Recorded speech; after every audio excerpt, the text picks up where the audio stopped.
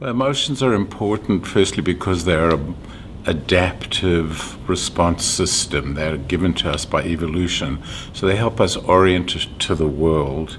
They're important because actually emotions give us information. They tell us whether things are going our way or are not going our way. They tell us whether our needs are being met or not being met. So they're kind of signal system, and we best pay attention to them because they're part of an intelligent system, and they tell us whether things are going our way.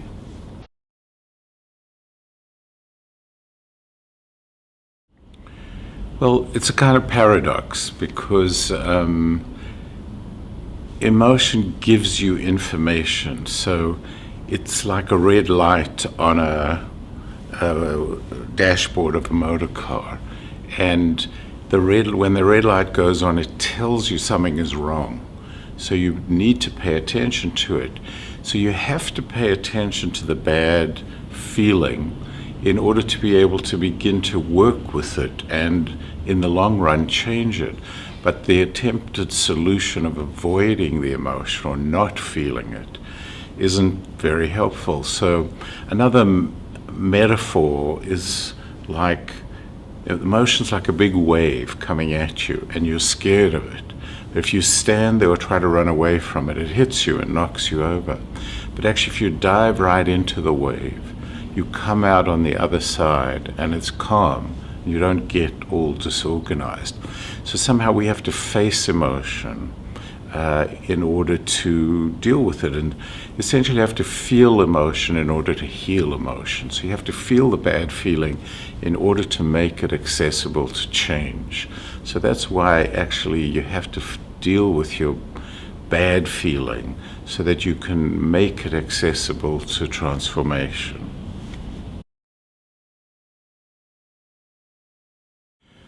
Well, it's a strange thing because people try to change emotion by not feeling it, or they sometimes try to change their behavior or their thoughts. But really the best way to change an emotion is with another emotion.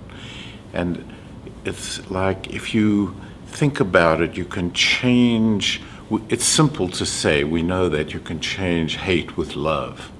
But also you can change shame with empowered anger or with the sadness of grief.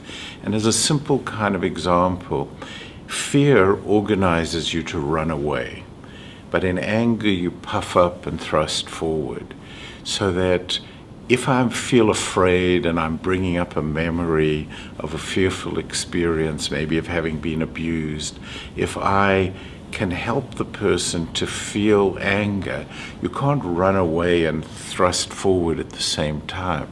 So the emotions have action tendencies, and the anger is going to change the fear because you begin to respond in a new way.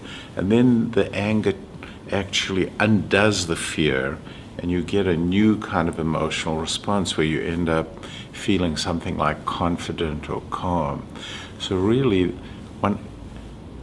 very deep emotions are impenetrable to reason. You can't change them through reason. And so the best way to change an emotion is with a new emotion. So old experience is changed by a new experience.